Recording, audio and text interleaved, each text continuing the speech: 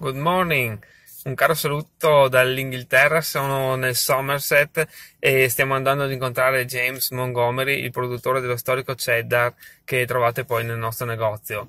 E vi faccio dare uno sguardo anche alla strada che ci sta portando alla sua fattoria.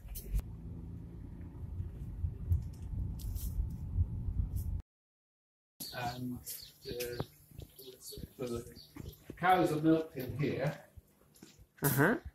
but you can see here how there used to be a door here, and I can remember walking from the milking parlour directly straight into the cheese room. Okay. That's how it used to be. Crazy. And so that was many years ago we sealed up this door. So relatively simple milking parlour, but gentle on the milk. Okay. And so that pipe goes straight through to where we make the cheese. And which breed of cow do you have? Black and white Frisian. When I was a child, the whole herd was Ayrshire, so red and white. And there is some evidence that the Ayrshire milk has a very, very small fat size in the milk. And for the last 3 years, I have been breeding Ayrshire back into the Frisian to try and get back. I don't want pure Ayrshire. That's not interesting to me. But I want to get back some of that small fat globule because I think it gives us a stronger cheese, a better curd. And logically, you produce only with raw milk. Or yes, yes. Unless I mean tuberculosis is an issue in the UK, and so if we have to pasteurize, we will pasteurize. Oh, okay. But that's just legal. Nothing I can do about it. And it's surely thanks to you if today there is also, again, the historical, traditional, real cheddar. Yeah. I mean, there's only. I'm sure you're aware of the slow food and the connection that we have with slow food. So there are 3 of us that are trying to be traditional, trying to use just their own milk and that sort of thing. And I see that as very, very important. That I will do nothing to change the way we farm, the way we try to resist those changes all the time if we can. Try and keep the grass the same as we used to, or, all sorts of things. And for you, is several generations that you? Yes, I'm 3rd generation. Okay, very nice. My grandfather bought the farm in 1911, but there was already cheese making.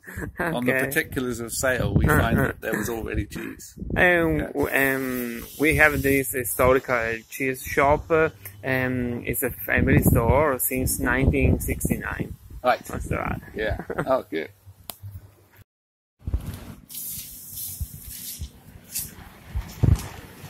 Wow.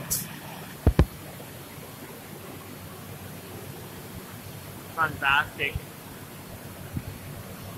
Sarebbe molto bello riuscire a trasmettere il profumo di tutte queste forme di cheddar che stanno stagionando.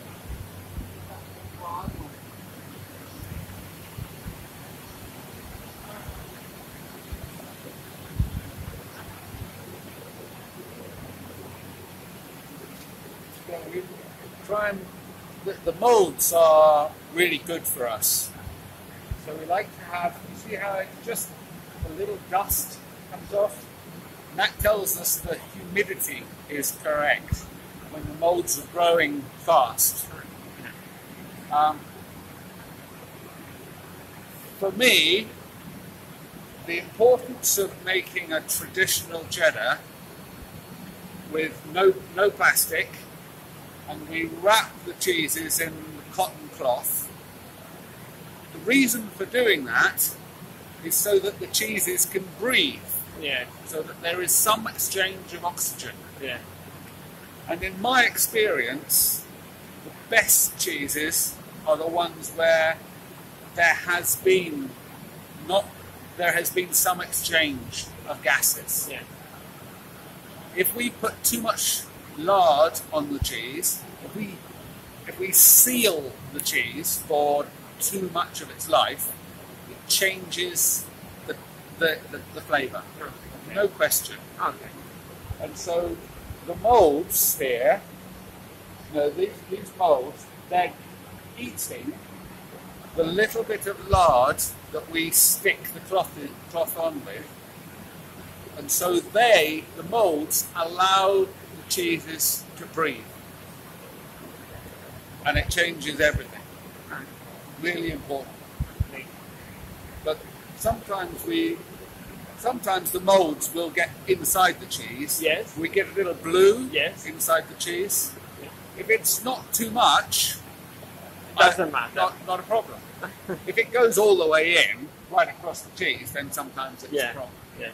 But I think the flavour of the cheese is too important to worry about a little bit of blue. Yeah. Yeah. Very important to me.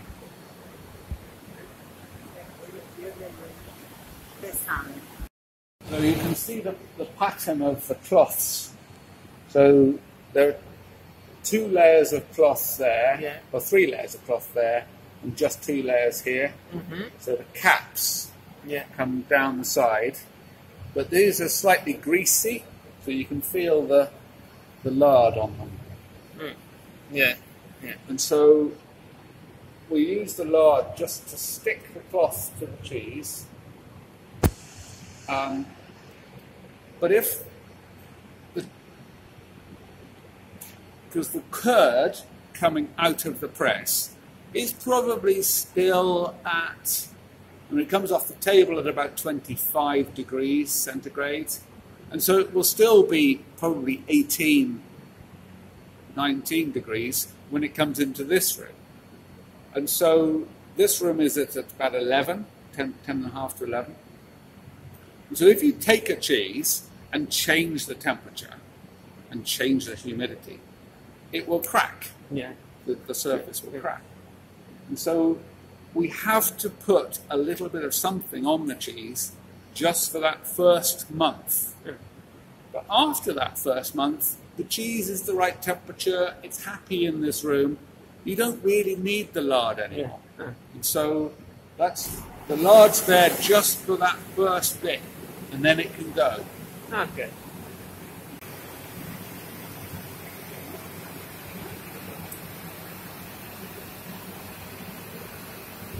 So, this is a cheese 1 year old. Very creamy and full of flavor. Nutty flavor. Yeah. Um, Richness yes. is what we're after. Yes. Very, very good. Very good. Yeah. Well, under these conditions, we can't keep a cheese for more than 23 months. Mm-hmm. That is the top limit. Okay. The cheeses dry out too much. Because we haven't got a seal on the outside, they continue to dry out. And eventually, because there is so much exchange of oxygen, it is like the greatest sin. It's the same thing happens if you keep red wine for too long. I know you would never do that. Not okay, but I can understand. But it goes musty, Yeah. like the smell of the roof of a house, Yeah. an attic Okay. smell. And that will happen really quickly. It'll be really, really good at 22 months, and then 2 weeks later, gone. Really Immediately. quick. Yeah, Gone. yeah, yeah.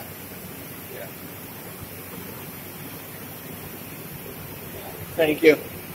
Thank you.